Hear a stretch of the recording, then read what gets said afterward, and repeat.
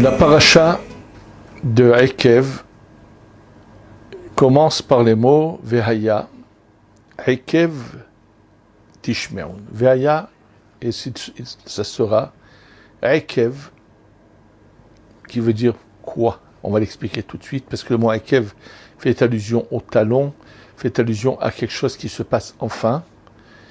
Et Tishmeun, et vous écouterez, et Tamishpatim Aele, vous allez écouter, et Ushmatem, et vous allez faire attention de les observer, de faire ce qu'il faut. Et dans ce cas, Dieu aussi fera vis-à-vis de vous l'engagement qu'il a, et bien sûr vous bénira comme toutes les bénédictions qui sont marquées ensuite. Bon, bien sûr, la question est connue. Qu'est-ce que veut dire le début de cette paracha? Alors Rashi ramène un des commentaires qui dit ces mitzvot qu'on écrase du talon, ça veut dire dont on ne fait pas cas, celui qui fera attention à ces mitzvot-là, c'est-à-dire de faire expliquer toutes les mitzvot sans en sauter aucune, sans penser que ça c'est pas grave, ça on peut faire ce qu'on veut. C'est-à-dire qu'en fait, selon Rashi, fait attention de ne pas jouer avec les commandements d'Hachem, mais applique-les à la règle dans les moindres détails. Et on va aller un peu dans ce sens, et on va expliquer un peu différemment le terme du verset, et on va parler de notre époque, de ce qui se passe aujourd'hui, pour faire un peu de clair dans les événements qu'on vient de vivre.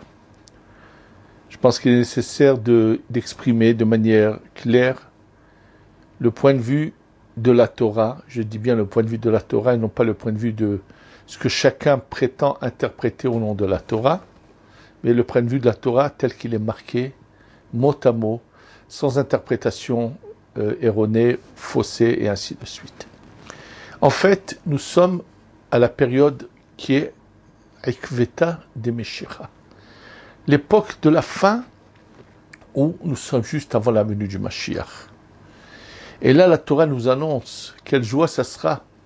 Celui qui, dans cette période-là, sera écouter les commandements de la Torah, les appliquer. Et bien sûr, ça va être surprenant, puisqu'on est en train de vivre apparemment, on voit une expansion de l'application des lois de la Torah.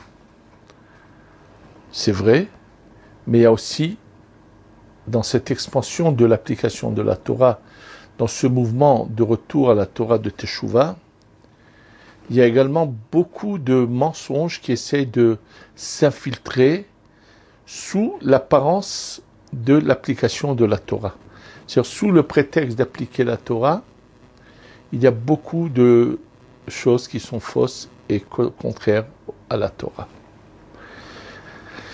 D'abord, il est important d'expliquer dans quel cas la Torah a permis à un individu d'agir de sa propre initiative. Dans la paracha de Pinchas, nous savons que Pinchas, en voyant ce qui se passait dans le peuple d'Israël, où les filles de Moab sont venues et ont réussi à faire malheureusement fauter les béné Israël et les faire trébucher dans l'adultère, alors Pinchas s'est souvenu d'une loi qu'avait enseignée Moshe Rabbeinu. Puisque Moshe Rabbeinu, quand il est revenu du mont Sinaï, s'est mis à enseigner toute la Torah orale et donner des cours, et leur enseigner dans les moindres détails tout ce la Torah qu'il avait reçue oralement. Et donc, il leur avait enseigné que lorsqu'un individu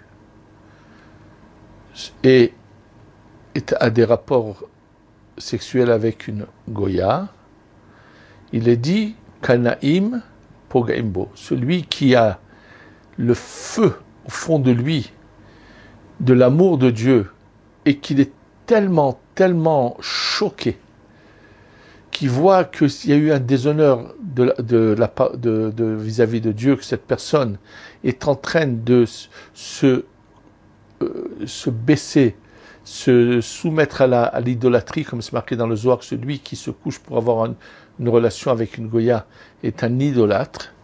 Et dans un moment d'élan de souffrance, de vraiment que pour Dieu, l'avoir fait vient et assassine cet individu, alors il ne sera pas traduit en justice, c'est-à-dire qu'on ne pourra pas venir dire c'est un assassin et il est passible de mort.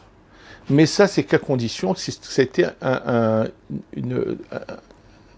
acte qui est venu vraiment spontané par amour de Dieu.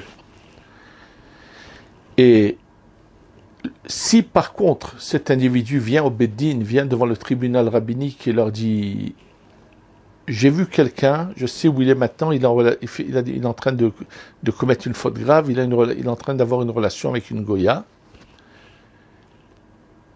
est-ce que je dois appliquer cette loi? On lui dit non, tu ne le touches pas. Et s'il va le tuer, il sera traduit en justice. Ça, c'est le seul cas où la Torah a toléré d'agir, c'est quand on voit un homme, uniquement un homme, en train d'avoir une relation avec une Goya. Et non pas une femme juive avec un Goy, n'a pas cette halakha, et ce n'est pas de ce cas qu'il s'agit. Il existe encore une loi que je vais vous citer tout de suite, qui est importante, c'est que même à notre époque, ça c'était à l'époque de ce que je vous ai dit jusqu'à présent, à l'époque où il y avait un Beddin, où il y avait le Sanhedrin, à ce moment-là seulement c'était pas permis et non pas aujourd'hui. Il est dit que celui qui va en fait dans les autorités et calomnie ses frères du peuple juif et dénonce qu'ils ont du bien pour leur faire du tort, ce qu'on appelle un mosser, un dénonciateur qui va juste faire du mal à la communauté, il est dit que si on le voit dans l'eau, qu'il est sous l'eau, il se trempe, il est en train on peut lui attraper la tête sous l'eau jusqu'à qu'il meure.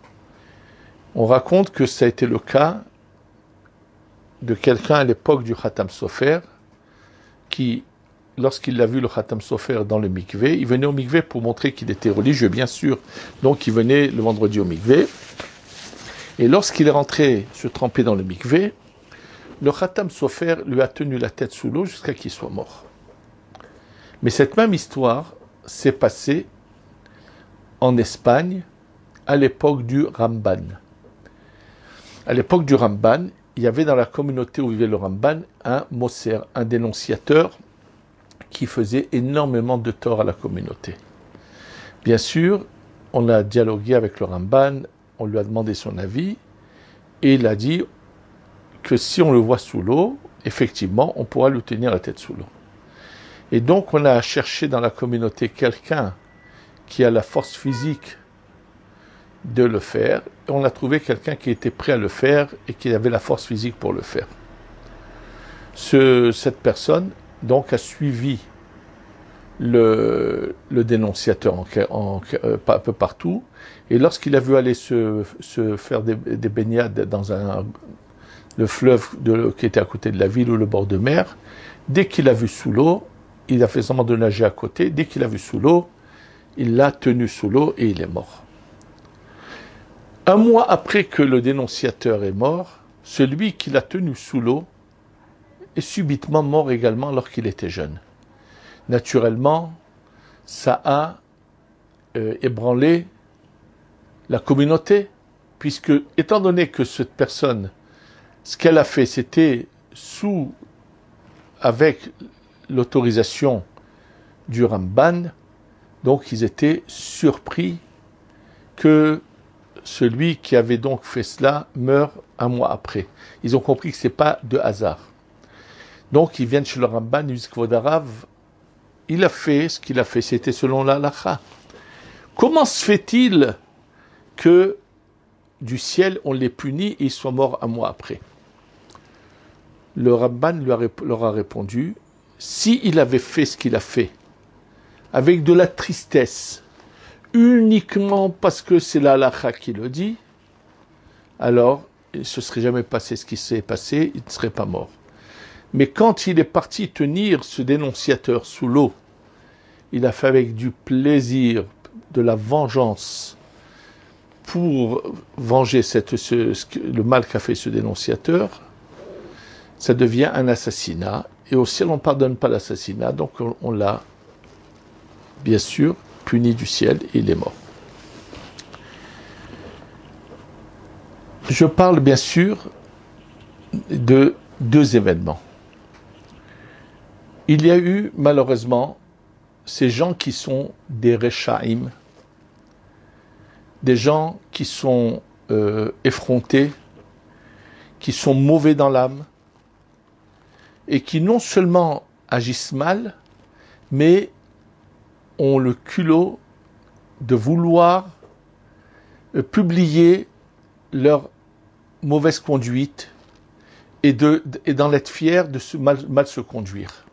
Or, celui qui est faible, qui a un problème et qui n'arrive pas à se retenir et qui veut fauter, la Gemara dans Masechet Ta'ani dit qu'il aille loin dans un endroit où on ne le connaît pas, qui se vêtisse de vêtements noirs. Ça veut dire qu'il ne le fasse pas avec de la joie et de l'orgueil, bien au contraire, qu'il le fasse dans la honte, dans son coin, ce qu'il fait. Ce que eux prétendent appeler la marche de l'orgueil, c'est la marche de la honte, est bien sûr un acte ignoble, une provocation qui est plus que scandaleuse, surtout de vouloir le faire non seulement en Eretz Israël, et à plus forte raison à Yerushalayim. Le Hida dit que celui qui faute en Eretz Israël et à plus forte raison à Yerushalayim, c'est beaucoup plus grave que celui qui faute en dehors d'Eretz Israël. Désobéir à Kadosh Baruch Hu dans sa maison, c'est bien plus grave qu'en dehors de sa maison. C'est ce que écrit le Hida. Donc, on vient en Eretz Israël, on doit faire en tout plus attention. Ces Rechaïm qui veulent faire leur marche de To'eva, comme ça la Torah l'appelle, de la honte de leur conduite ignoble, et comme je vous l'ai déjà dit dans notre cours, Dieu a créé l'homme droit avec un besoin naturel. Les hommes ont besoin de femmes et les femmes des hommes. Et tout le reste, c'est de l'imaginaire qui est contraire à la Torah. Ces gens qui sont des Rechaïm, qui ont des problèmes, qu'ils aillent se cacher quelque part, faire ce qu'ils veulent, c'est leur affaire, ils auront des comptes à rendre à Dieu. Mais pourquoi vouloir souiller par leur mauvais exemple le monde entier? Et pourquoi vouloir souiller la terre d'Israël et à plus forte raison de Yerushalayim? Donc c'est évident que leur conduite est une conduite que nous devons dénoncer comme étant contraire à la Torah. Bien sûr, nous devons le dire à haute voix que nous c'est contraire au principe de la Torah, c'est vrai. Mais il n'est marqué nulle part que qui que ce soit a le droit de venir même lever la main sur eux. Tuer, c'est évident que c'est de l'assassinat. Cet individu qui a pris un couteau et qui a poignardé une jeune fille qui malheureusement est décédée, et d'autres personnes de cette marche de la honte, je pense qu'ils vont se rendre compte que c'est un déséquilibré.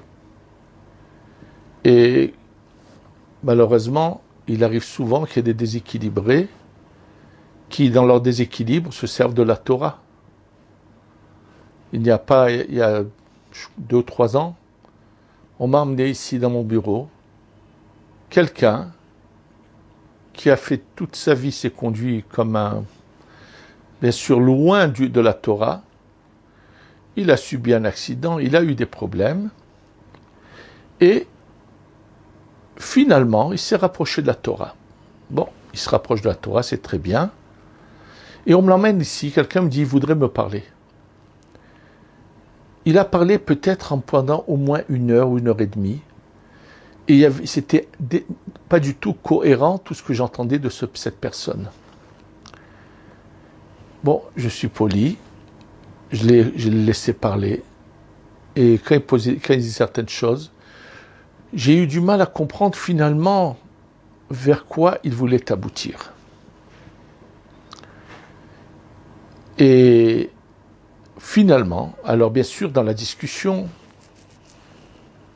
il me sort par exemple, c'est bien sûr, pour moi, il a besoin de psychiatrie, donc après, j'ai refusé catégoriquement de le recevoir, parce que j'avais pas du temps à perdre à écouter quelqu'un qui a besoin de se faire soigner, un dérangé mental, qui en fait ne le disait pas de manière claire, mais il avait ce qu'on appelle ils appellent ça, c'est une maladie qu'on appelle, c'est tous ceux qui le syndrome de Jérusalem. Il voulait me faire comprendre que c'est lui le Mashiach. Cet arriviste qui vient de revenir à peine à la Torah, qui ne connaît pas grand-chose, pas seulement qu'il est le Mashiach, il est le Rabbi de Lubavitch, il est beaucoup de personnes à la fois, bien sûr. Parce que dans cette discussion, il m'a dit, et qui dit qu'il est mort? Ça voulait dire, c'est lui, quoi. Il a juste changé d'apparence. Et ainsi de suite. Vraiment, je vous dis, un dérangé, Et donc, j'ai refusé catégoriquement. Et quand j'ai eu l'occasion de rencontrer quelqu'un qui la rencontre aussi, il m'a dit, c'est dommage, il ne veut pas se soigner, il a besoin de se faire soigner. C'est évident qu'il a besoin de se faire soigner. Donc moi, je n'avais pas l'intention de perdre mon temps, et j'ai stoppé immédiatement. Bien sûr, il y a énormément de gens qui sont pas tout à fait équilibrés. Et d'ailleurs, il y a eu des années ici en arrière à Yerushalayim, à l'époque du Beth Israël de Gour, le rabbi de Gour qu'on appelle le Beth Israël, qui était le rabbi par excellence à Yerushalayim, en Eretz Israël, était connu pour sa sainteté, sa grandeur, mais qui était très fin, avait été très fin dans sa parole et sa manière de réagir. Et en hébreu, qu'on veut dire se dévoiler, c'est également se déshabiller. Alors, il y avait un déséquilibré ici à Yerushalayim, et qui rentre chez le Beth Israël de Gour, et qui lui dit, Rabbi, quand est-ce que je dois me dévoiler? C'est-à-dire, c'était comme me déshabiller en hébreu, c'est le même terme. Alors le rabbi, il voulait lui dire qu'est-ce qu'il doit se dévoiler, qu'il est le Mashiach. Alors le rabbi du Gour qui lui dit, chut, pas ici, va le faire au mikvé. C'est-à-dire, il s'est moqué de lui en lui disant, si tu as envie de te déshabiller, va le faire au mikvé, non pas ici dans ma chambre. Il s'est tout simplement moqué de lui, parce qu'il n'avait pas d'autre chose à faire qu'à quelqu'un qui est déséquilibré. Donc il y a eu un déséquilibré qui a fait ce qu'il a fait, à tel point qu'aujourd'hui, le juge qui s'occupe de lui veut lui faire repasser un examen psychiatrique. Mais ce qui est dommage, c'est que ça a été l'occasion pour tous ceux qui ont une haine profonde contre Dieu, la Torah et ceux qui l'appliquent, ont cherché par tous les moyens à dénigrer ceux qui appliquent la Torah, en prétendant que l'attitude de cet individu représentait la Torah, soi-disant, ce qui est complètement faux. Il n'y a pas que lui qui est déséquilibré. Il y en a un autre, par exemple, que la police a arrêté parce qu'il a exprimé sur Facebook apparemment une opinion de joie, de soutien à cet acte de déséquilibre, de tuer une personne qui n'est pas dans le chemin de la Torah. Ce n'est pas à nous à le faire, la justice c'est que Dieu qui l'a fait. Et Dieu donne à chacun sa chance qu'un jour il fasse teshuva.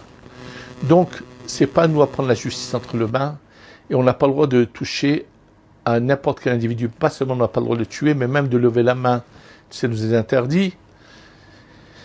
Et bien sûr, c'est contraire à tous ceux qui savent que notre devoir est d'essayer de convaincre les égarés à revenir au diapason, au bon chemin. Et pour juste vous dire à quel point nous sommes dans un monde de mensonges et de vraiment ce qu'on appelle le sheker, ce deuxième individu qui a été arrêté par la police pour avoir écrit des soutiens, finalement le juge l'a libéré parce que là on ne peut pas arrêter quelqu'un pour ses idées, même si elles sont farfelues ou elles sont contraires à la bonne à la bonne conduite. Et ce qui était étonnant, choquant, et c'était même, ça faisait de la peine d'entendre ces bêtises, ce personnage qui a été arrêté de Kiryat Malachi a été décrit dans les médias comme soi-disant appartenant au mouvement Chabad. C'est possible que ce déséquilibré prétend appartenir, mais ça ne veut pas dire qu'il appartient réellement à ce mouvement, puisque tout le monde sait que l'enseignement que propageait le rabbi Zichron Livracha, qu'il repose en paix, était de ramener les bénis Israël par l'amour, et jamais il a été question de violence. Bien au contraire, c'est complètement contraire au principe qu'enseignait le dernier rabbi de la lignée de Chabad, Zichron Livracha, qu'il repose en paix, qui était au contraire d'une approche douce et jamais de... C'est juste pour vous montrer encore une fois qu'il y a des gens qui se servent de noms, qui empruntent des titres et des noms qui sont complètement faux.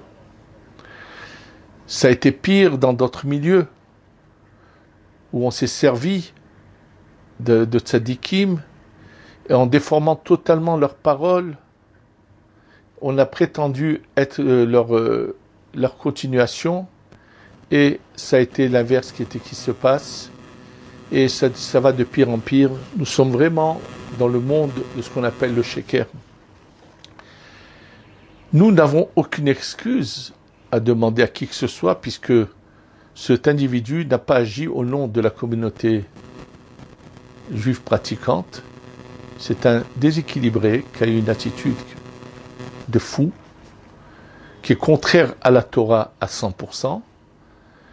Donc, c'est juste dommage que tous ces gens mauvais, haineux, qui ont profité de cela pour essayer de dénigrer le monde qui représente la Torah. Et bien sûr, ils se sont donnés à cœur joie. Mais leur attitude est exactement la même que ce qu'on vient dans un autre événement de voir, où on voit l'hypocrisie et le mensonge également dans le monde qui, si dans notre milieu il y en a un peu, dans le monde c'est carrément la totalité, la quasi-totalité. Et je donnais l'exemple duquel je parle. De nouveau, on ne sait pas qui, mais des individus sont allés jeter une bouteille incendiaire dans une maison. La maison a pris feu et un enfant palestinien est décédé, son père est à l'hôpital. Il est évident que ces gens-là, de nouveau, ne représentent en rien, je ne sais pas s'ils sont pratiquants ou pas, puisqu'on ne sait pas qui sont ces gens-là, mais c'est sûr que ce ne sont pas des gens tout à fait équilibrés. Ils sont peut-être équilibrés pour être jugés et être mis en prison le jour où ils seront découverts, parce qu'ils l'ont fait avec ils l'ont fait avec quelque chose de mauvais à l'intérieur d'eux, sous prétexte de sionisme ou de tout ce qu'on veut. Tout ça, c'est des inventions. Et là, bien sûr, que l'ensemble des dirigeants en Israël ont condamné cette action, et le monde entier, bien sûr, s'était indigné et l'a condamné. Mais, de nouveau, l'hypocrisie, le mensonge du monde entier. 2 jours après, une bouteille incendiaire est jetée sur une voiture. Une femme blessée est à l'hôpital. Heureusement, Baruch Hashem, elle n'est pas morte. Elle est blessée, elle est à l'hôpital. Et là, on n'a pas entendu les réactions de qui que ce soit dans le monde. Jeter une bouteille incendiaire sur des juifs, c'est normal. Mais c'est quand elle est jetée sur des Palestiniens que tout le monde entier réagit. En fait, Hitler vient de renaître et il se trouve chez beaucoup d'individus. Et malheureusement, cette attitude hypocrite, mensongère de tous ces dirigeants dans le monde qui ont tout de suite réagi avec indignation sur la bouteille incendiaire dans la maison du Palestinien et qui se sont tus lorsqu'il s'agissait de Juifs, sont des Hitler en puissance. Malheureusement, c'est le mensonge qui règne de nouveau. Mais simplement, on n'est pas étonné que le mensonge règne dans le monde entier. Parce que même ceux qui, dans le monde que j'ai eu l'occasion de connaître ou de rencontrer, qui m'ont dit dans des échanges qu'on a eus de courtoisie, d'amitié même, des gens qui s'intéressaient au judaïsme, et à la suite d'une explication que j'avais fournie à un personnage que je connaissais, il a réagi spontanément en me disant « Mais oui, vous êtes le peuple élu. » Et pendant longtemps, je pensais que cette personne-là, qui était tellement en extase de l'enseignement du judaïsme qu'il lisait, donc pour moi, c'est évident, si on reconnaît que quelque chose est vrai, alors on va dans ce chemin de vérité. Et un jour, j'ai compris quelque chose. Ce personnage, avant que moi je le rencontre, que je le connaisse,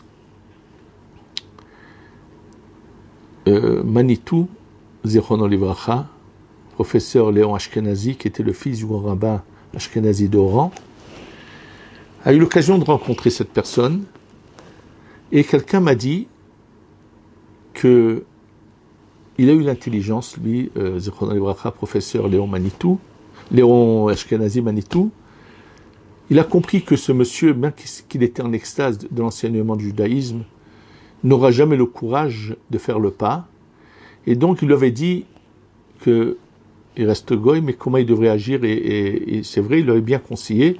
C'est ce que moi-même ensuite j'ai cherché à faire, quand j'ai compris, réalisé que entre connaître la vérité et faire le pas, c'est pas évident. C'est quelque chose qui est très difficile, qu'il y en a, Baruch Hashem, qui le font, mais pas tous sont capables.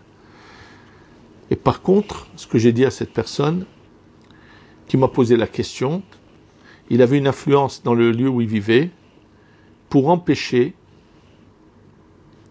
que les mariages homosexuels ou lesbiennes et ainsi de suite. Et je lui ai dit, bien sûr, vous devrez tout faire pour empêcher cela, parce que ça va tout simplement déclencher le courroux de Dieu. N'oublions pas que le déluge est venu à la suite de cette manière de vivre. La génération du déluge a subi cette extermination de la main de Dieu parce que justement, ils agissaient de cette manière-là. Je ne serais pas étonné de voir ce que beaucoup de scientifiques sont en train de dire, parlent de réchauffement de la planète, et leur grande crainte, c'est que si ces masses de glace du pôle Nord fondent, le niveau de la mer monte, et bien sûr, combien de villes pourraient être englouties. Quand il y a eu le tsunami, je ne me souviens plus où, après un peu de recherche, il s'est avéré que dans cet endroit, malheureusement, tout celui qui voulait avoir une attitude ignoble, cruelle, d'abuser d'enfants, de pédophilie, aller dans ces endroits-là où justement on leur donnait la possibilité d'abuser d'enfants pour de l'argent. Et Dieu a entendu ce cri du cœur de ces pauvres enfants dont on a abusé, et il est dit qu'une des réactions, c'est que les limites qui ont été mises à la mer, Dieu les retire, et là, il se passe ce qu'on appelle ces tsunamis. En fait, ce qu'il faut savoir, c'est que ce que le monde est en train de faire, d'accepter cette conduite qui est contraire au principe de Dieu pour tous les individus, quels qu'ils soient. Il y a ce qu'on appelle les 7 commandements que Dieu a imposés à toutes individu sur terre. Et dans ces commandements, l'interdiction d'homosexualité est plus que claire qu'elle est contraire à la volonté de Dieu. Donc, il est évident que cette conduite que a le monde entier risque d'avoir des conséquences très graves et qui vont, finalement, le châtiment de Dieu risque d'arriver, mais c'est Dieu qui doit agir. Nous sommes là pour être au service de Dieu, appliquer ses commandements, mais sans déformation. Malheureusement, nous vivons dans un monde où il y a énormément, où chacun fait ce qu'il veut, énormément de charlatans qui prétendent représenter la parole de Dieu et qui sont en train de faire totalement l'inverse. Mais que peut-on faire pour que les gens ouvrent les yeux et qu'ils comprennent qu'ils suivent des chemins qui ne sont pas les meilleurs?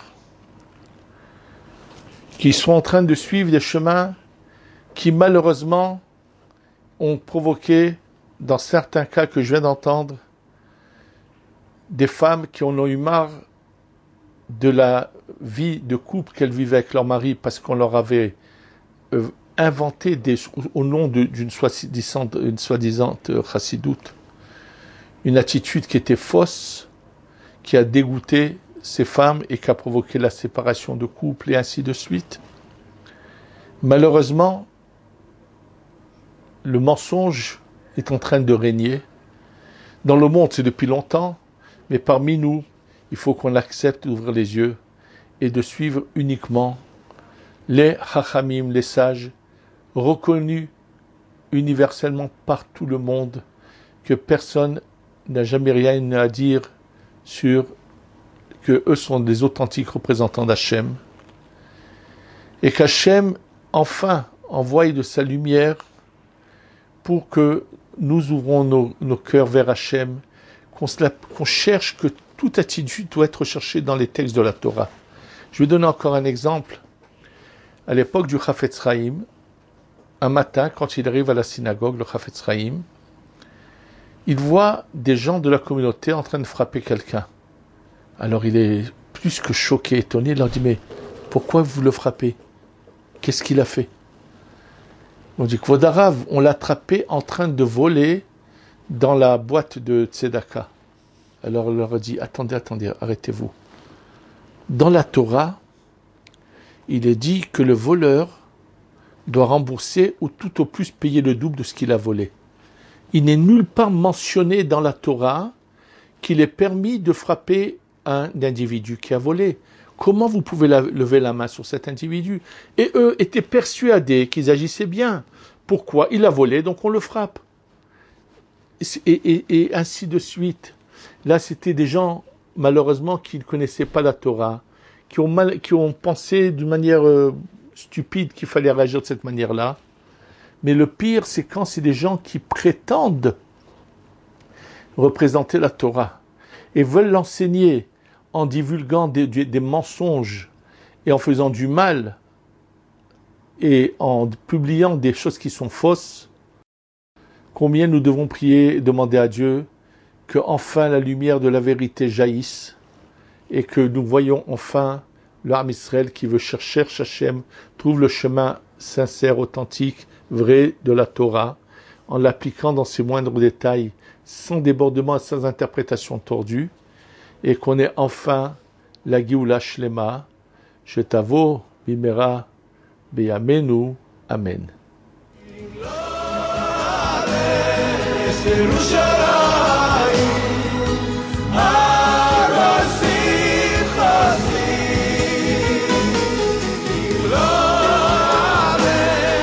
Jerusalem.